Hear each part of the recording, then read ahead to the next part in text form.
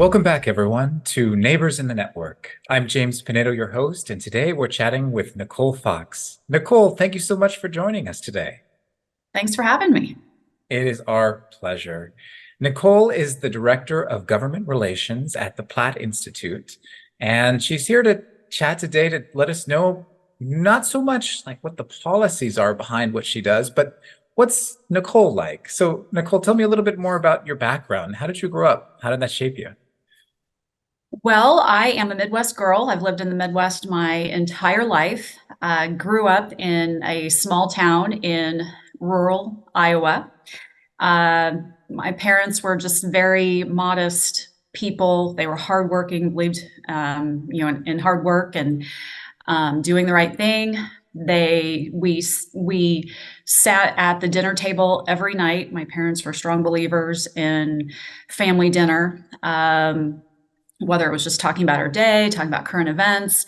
And I mean, really, there was a lot of political talk at our dinner table. My parents both worked for the state of Iowa. My mom, in particular, she worked for DHHS, and so her work was significantly impacted by policy decisions. And so that's really kind of fast forward to today how I got the policy bug is just having that background.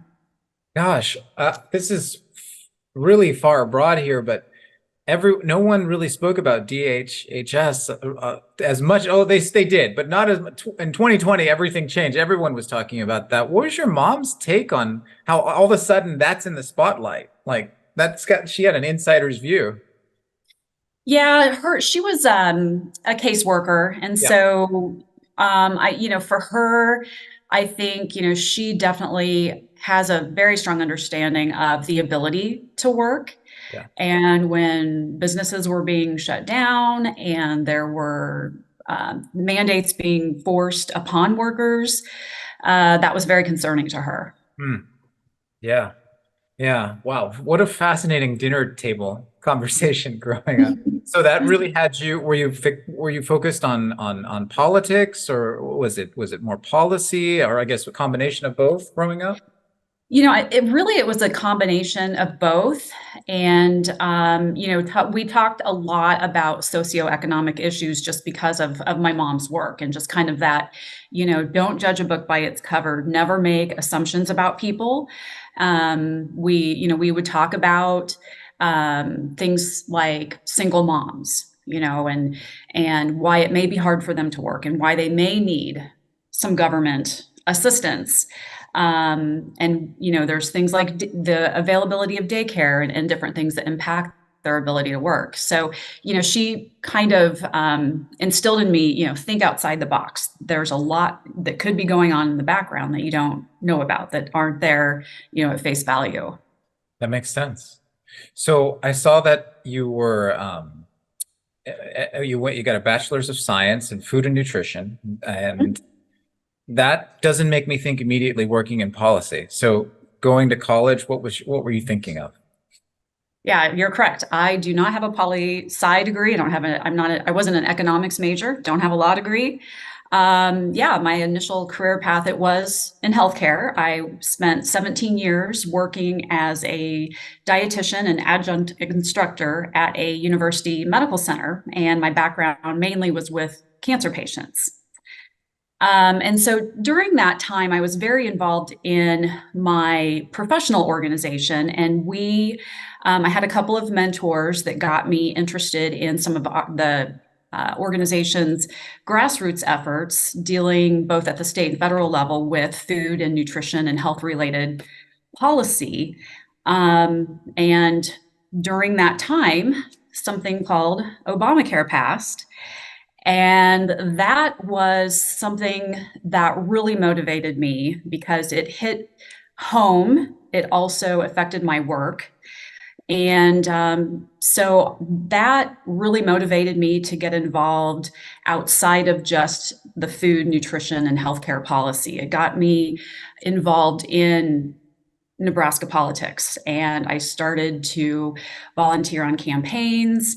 And then fast forward a few years later, I actually sought appointment by the governor for an open seat in Nebraska's legislature. And so it was during that time in the legislature that I became aware of the Platte Institute, who I work for now. I worked with them on our state's first occupational licensing bill. So fast forward from entering a healthcare profession to, here I am now. I'm new to this movement. And one of the things that I'm really just starting to know more about and really come to appreciate more is the enormous task of being like a state senator or being a state representative, and how there's not much glory in it. It's very, very under, and it seems you get more blame than recognition at any time. What made you seek? I saw you were, I think, one of 8 that actually applied, I think is what it was, and the governor chose you. What made you seek that? Literally, what happened was I was at home one evening and I didn't have the TV on or anything. I was just kind of decompressing. And I get 2 texts from 2 different friends asking me about this open legislative seat. And my reactions, what are you talking about? Open legislative seat. And they were like, didn't you see the evening news? And I'm like, no. And that's when I learned that my state senator had resigned. And I knew my state senator. I had called on him several times during my career as a dietitian to support some of the state policies that our organization was working on. And so, I mean, it didn't dawn on me to apply. And it was, these 2 individuals, and then eventually, some other friends too, and colleagues encouraged me, because it was not something that I saw myself doing. And they got into my head and I couldn't shake it. I was like, well, if I don't apply, I'll never know. And that might haunt me forever. And so I thought, what do I have to lose? And I just kind of went in there with this attitude I'm going to be me. And if he sees something in me that makes him want to appoint me, great. And if I don't get it, I tried, and it was a life experience. I wonder if some of your background of like, I've never run a marathon, and you've done it. I saw you've run 4 and completed 4 world marathon majors. So maybe it's that attitude of running 27 miles consecutively, all across the world. Had something to do with it? Yes, I love to run. But I mean, yeah, I think for me, running is just something I've always enjoyed. I'm short, I'm not very coordinated. I do like to be active. And so since I have not the greatest skills when it comes to things like volleyball or softball or basketball, I will say that when I was in high school and college, I enjoyed running because it was just something internal. It cleared my head. It allowed me to set personal goals for myself. And I think that's kind of, again, how I approached this policy world is just, give it what you can, do your best, and keep plugging away. That makes sense. So tell me more about your journey then. Once you joined the Platte Institute, like you took that leap into this world that we all are a part of now. How's it been, that journey since then? It's been a great journey. I really, one thing I think is that it's just important that people have opportunities and that people be heard. And in my role at the Platte, it allows me to focus on those things. Our big focus is to grow our state's economy and to remove barriers for economic opportunities. And that's what I get to do every day. Yeah, that makes sense. I have to say, I've never met someone from Nebraska that I didn't thoroughly enjoy talking to. And I've noticed too that Omaha is like one of the most fun towns to visit that's out there. And it's not just because I love baseball and the world, the college World Series. It's just a great town. I haven't been to Lincoln before we started recording. you said that you split time between Lincoln and Omaha. Mhm. Were you, I guess, were you living there in Omaha before? You must have been before you took state office. Yeah, so Nebraska State Capitol is in Lincoln. So I come down here for meetings. The Platte's home office is in Omaha. And yes, I live in Omaha. When I was in the legislature, I represented a district in Omaha. Right. So yeah, I'm the one that's the boots on the ground down here at the Capitol. And then the rest of the team is pretty much in Omaha. Okay. Very Mhm. nice. So tell me, can you share a specific story or anything like that of an impact your organization has had that you're really proud of? Yeah. And at the end of the day, again, I like to provide opportunities for people, and I really like helping the little guy. Um, some people might consider it to be not very not the sexiest win. But I do, I love I don't know, I'm a touchy-feely type person sometimes and love the warm fuzzies, but I think, really made a difference, especially for some Nebraskans during COVID. Hmm. In 2019, we passed a cottage food bill. And this was very, very important to our state because we have a lot of vast rural segment in our state. We have a lot of people that have limited opportunities for work. We have people, I mean, all over our state, we have people that maybe are not able to work outside of the home due to family obligations. And then also, there's just people out there that don't have a lot of capital. They don't have a lot of resources, although they have creativity and ideas and they want to become an entrepreneur. And cottage foods really provides opportunities for all of those types of people. And so what we saw prior to COVID, um, I would say we had less than 200 cottage food producers in our state, registered, of course. Um, so, there may have been some that weren't, but post COVID, our cottage food registry quadrupled. Wow. And so I think that that is a pretty significant win. I mean, again, it's not anything sexy like a big tax package or anything like that. But I think that, we do have to remember that there's a lot of people out there that have great ideas that just need to be given a chance. And that's beautiful. That's specific. That's a solution that specifically works in Nebraska. It wouldn't work in Texas or something like that. Mhm. It's really just I love that. The uniqueness of that impact that you had there. Congratulations. Yeah, What about a thanks. challenge? What about a failure? What are some, how have you overcome that in your leadership journey? Well, I would say that I think every timing is everything and everything happens for a reason. Hmm. And I, for me, what I thought at the time was failure was actually a great opportunity. And that was my legislative race. So back to my time in the legislature, I was appointed. And so I had the task of running for reelection at the end of that term that I had finished out. And I was an R in a D, meaning I was a conservative that lived in a primarily Democratic district. So the uphill battle was real and I knew it, but I still gave it my all because I just felt like that I had to. Mhm.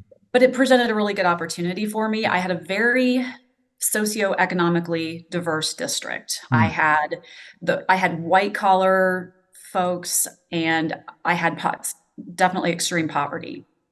And I walked doors by myself. Lots of people wanted to help me, but I was like, no, I need to have those conversations, not volunteers. I want people to see that it's me coming to their door to understand what issues are of concern to them. So that journey really opened my eyes. And again, it was especially on the poverty level and, just like the desire to give people better opportunities. So I lost, obviously, and but it was okay. At the time I was a little, I was upset. I'm not going to lie, I was bummed, but it because of the work that I had done as a state senator with Platte, it opened up an opportunity, and I feel like in our work when we're trying to help people, I have a better understanding of the whys and the desires. Again, just to give people a chance to work, to give people a chance to be a business owner, to understand the tax burdens that government can impose on people. So Yeah, the education of that to knock on doors and just speak to everyone and not speaking, to listen to everyone and hear what that like that's incredibly valuable. Is there any conversations that stood out or stories that you remember from that? oh, I could tell all kinds of stories. But one that really stuck out to me, and I don't know why, but I tell this story a lot, so I'll tell you. I was came up to this woman's door, and it was a small, very small house. It from the outside, it wasn't very well kept. The yard was overgrown with weeds. The lawn was not mowed. Um, but I knocked on the door, and this woman answered, and we had a lovely conversation. And she verbally expressed that she was embarrassed that I was at her door, but glad that I knocked on the door. And we talked about how she was a single mom and how she was working multiple jobs just to, pay the bills, keep the lights and the heat on, put food on the table for her kids. And she just said, I don't have time to mow the yard, and I feel bad. I'm sure I drive my neighbors crazy and all this stuff. But it was really, kind of interesting because you hear people, like um, like the housing world, the NIMBYism, not in my backyard. We don't want these certain people, being our neighbors. And I think that's, kind of back to even conversations I had with my parents growing up. I mean, just not judging a book by its cover. She was very proud. She was very proud that she was a single mom, and she felt like she, was doing her best to raise her kids, and she took pride in her self-sufficiency, even though, she was a little bit apprehensive of what her neighbors thought. So I always, I think about that because I think about my own personal life. I remember during that time when I was walking doors. I was campaigning. I was, you know, having to tend to my legislative responsibilities. And during that time, I was also still employed at the hospital.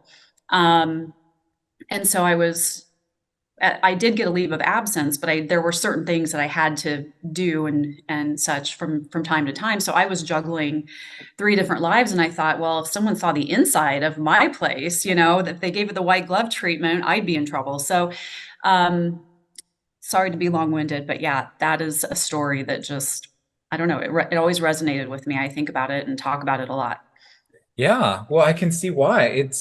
There was you made a connection, like between you and this young, I mean, you're both you're three full-time jobs right there, each of Yep. you. And it was, I feel like, I don't know, I'm coming from a world of marketing and art and entertainment and that's what you talk a lot about in that world, where you're always trying to make connections. Is that Mhm. something that that drives you as well? Like, is that part of the network as well? Like, people are driven to connect really with the people that they're trying to help. Yeah, I mean, I think that at the end of the day, especially in the climate that we're in right now, right? A lot of political divisiveness. Um, I think that we have to remember, regardless of where we lie on the political spectrum, we're all in it really for the same reasons. And I have a lot of friends and colleagues on the left. We have lovely conversations. And when it comes down to it, we have a lot of common ground. You know, we love our family. We love our friends, our neighbors. We're concerned about what's going on in our neighborhoods and in our communities. We have this desire to help people. Mm, The main difference lies in how we get there. You mm. know, people on the left tend to think that government is a good solver of problems.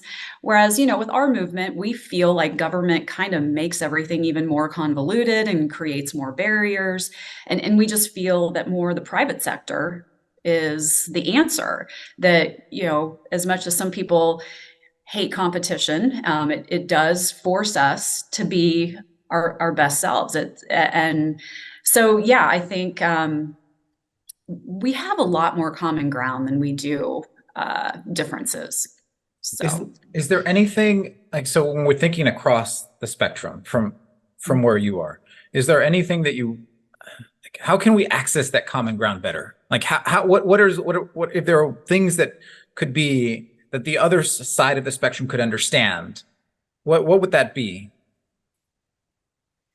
oh gosh, I mean, I think it's I think it's just the forming of relationships, um, building trust. I've worked with several people on the other side of the aisle. In fact, this past year, I mean, not to talk too much politics and talk shop, but we had a major legislative priority that we got across the finish line. And this bill was sponsored by a Democrat. And she and I had worked on that bill for 4 or 5 years. So it took some time, and it took some chipping away. But I think it really was the relationships because,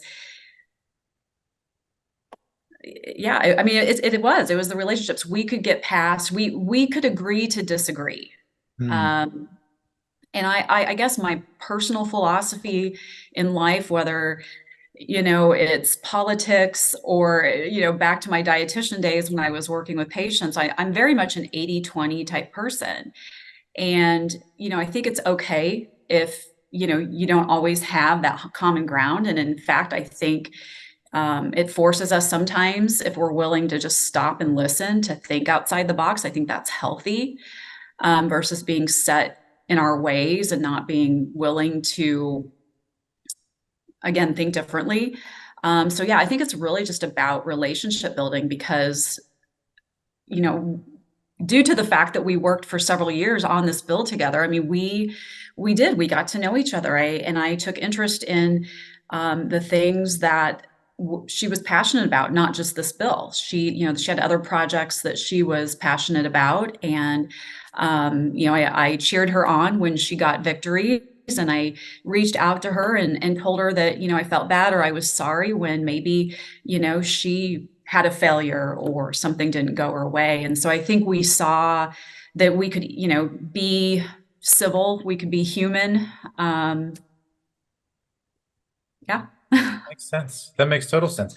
That probably that's probably the perfect that makes me think that you being director of government relations is the perfect place for these relationships. I was reading an interview that you did with I think it was the Center Square, and you were saying, I wish people understood that we're not lobbyists. It's almost like it's about you are who you are. You have the policies that you align with, that you are like you see as the solutions, and then you go about creating relationships with these policies that you're not changing day to day like a lobbyist is goes. And so you Mhm. think of your job, it's in your title. It's Yeah. relations. Yeah, it's kind of funny because when people ask me about the work I do, and this is a lot of times in my personal life. In fact, I had this conversation yesterday morning with a gal. People ask me what do you do for a living? And I'm always kind of apprehensive to talk about that because politics can be pretty divisive. And when they Right. hear the word lobbyist, they automatically think politics.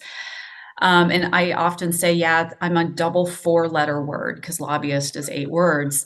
But yeah, I'm not a contract lobbyist. I'm the government relations person for an economic policy think tank. And we are, I try to explain, we're driven by principles, and our goal is to provide economic opportunities for people, to remove any government barriers that are getting in their way, that we don't care. We don't, again, we don't care if you're the little guy. We don't care if you're a corporation. We don't care if you're a Democrat or Republican or anything. And so, yeah, I feel blessed that I'm not a true contract lobbyist, although I have some great, wonderful friends that are. But we also, kind of jab each other, because I have lobbyist friends. I'm sure a lot of people doing what I do, where they've had to represent both sides, believe it or not. So At the same time, at the same, like, yeah, simultaneously. Wow. this past legislative session, we had a bill, and there was a lobbyist that represented kind of some rural ag groups that was for the bill that we were supporting. And this particular lobby firm also represented Friends of Public Health that were in opposition to the bill that we were supporting. So yeah, a little bit of conflict of interest there. So I don't have to worry about that. That's good. That sounds like a relief. Okay. I want to research more about that, because that sounds hilarious at the same time. It almost sounds like a comedy, right? Like a sitcom sort of thing. But Yeah. okay, just switching gears just a little bit. So All right. what do you see as some of the biggest challenges in your state or in the country? Well, personally, I think the challenges are very similar, both at the state and national level, and that's just back to this divisiveness. Okay. And and I've had a lot of conversations about this.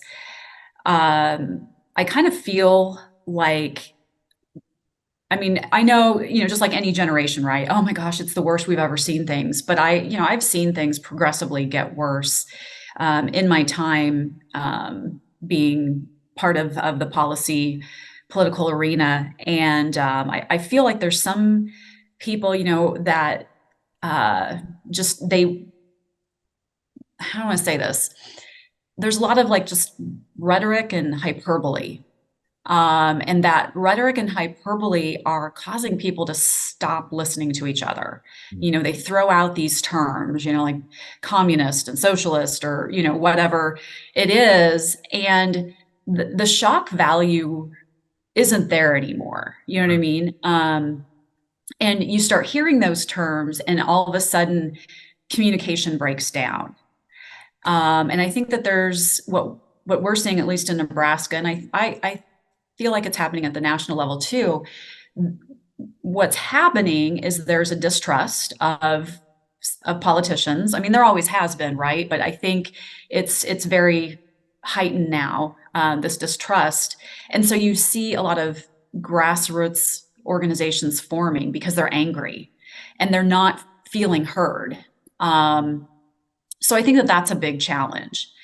Because they don't know what to do with this anger. And sometimes, they show up at the state capitol, or maybe they're showing up outside of DC or whatever, and they just, they're acting out. And so I think that presents a challenge, because again, I feel like most of the country is pretty centrist. We're all somewhere in the middle, really. And back to that, when you think about what is important to a lot of people, it's their friends, it's their family, it's their neighbors, it's feeling safe in their communities. It's they just want a good quality of life. They want to go to work, pay their bills, maybe put aside some money for a rainy day, save some money to splurge on, whether it's take a vacation or buy something nice for themselves. That's the American dream. And that's what this country was built on, was, again, opportunities and pursuing happiness. And we really need to remind ourselves of that again, a lot of people are somewhere in the middle, that things aren't black and white. There's a lot of gray areas. There's a lot of fluidity. Yeah, So. that makes sense. That makes total sense. I've heard this concern, and I always think about, where did this come from? This increasing divide. And part of me wonders, as you were speaking now, is it it seems like we were taught growing up to like trust your feelings, trust your emotions. And oftentimes when I'm reading a headline, my knee-jerk reaction is to respond emotionally to that. And, and then just continue to push forward with my emotional side of it. I wonder if that could be part of it, where it's all of us just are trained to be more emotional now. A lot of knee-jerk reaction. Yeah. This, somebody on the left said this and it's bad and they have bad intentions, kind of that conspiracy theory. Yeah. People are out to get me and such. And yeah, I think it'd be, people have their guard up a little Yeah. bit, a Yeah. lot, actually. We interpret the worst possible motivations behind what we hear happening. That makes Mhm. sense. Be careful of Well, making assumptions. yeah, absolutely. Well, thank you for chatting. And I know we're a bit over, but before we part ways, I'd love to hear what are some of your goals for your organizations or for your organization, sorry, for the Platte. Well, looking back a little bit at our 2023 session, we had some really big wins, and it was exciting because we had a new administration. Um, so we were very proud of that because we just didn't know what to expect with a new administration coming in. But we truly did see years of hard work pay off. We got some big wins, for tax reform. We got some big wins for regulatory reform, reducing barriers for workers and entrepreneurs. We also had a big government transparency win. We finally joined the 46 other states that do archives of legislative proceedings. That was a very big priority for us. So that was we were really excited. Oh, and we also got a tax credit scholarship bill. So we also finally joined the rest of the country in terms of school, having an option for school choice. So, I mean, really our goals are just to build on that momentum. And just do what we can to continue on, letting hardworking Nebraskans take as much of their paycheck home as possible, reduce their property tax burdens, provide opportunities to work and start businesses, and get people engaged, with government officials. So we're going to build on that momentum, hopefully, in 2024 and Sounds beyond. wonderful. Sounds wonderful. And congratulations on all Yeah, those great thank you. victories. Yeah. So, Wonderful. Okay, last question. okay. Who can you nominate for us to interview next on Neighbors in the Network? Okay, so this was the easiest question that you posed to me, just so you know. And I am just like bursting here. Hands down, Christy Herrera. Love it. I mean, I would say everybody that meets her probably feels the same I do about her. She is absolutely amazing. I met her. She was actually the first person that I met in the network 8 years ago. And she made an impact on me. She continues to she's an amazing leader. And I love just being around her energy, her leadership, her just love of people, her attitude. I mean, just everything. So yeah, hands down, Christy. Love it. Okay, I'm Yeah. excited to reach out to her afterwards. We'll figure out contact information offline and all that good stuff. So Yeah. thank you. Hey, and by the way, I love reading your updates every week on the Full Platter. Oh, That I think it's such a great name. I'm like, yeah, mhm. let's check out the Full Platter. I love it. So keep up all the great work, and thank you so much for chatting with us today. You bet. Thanks for having me. It was our pleasure. All right, we'll see you next time. Thanks for listening to Neighbors in the Network, an offering from the State Policy Network. We hope that this podcast can serve as a place for empathy, understanding, and human connection. Please let us know about your thoughts in the comments section, and thanks again.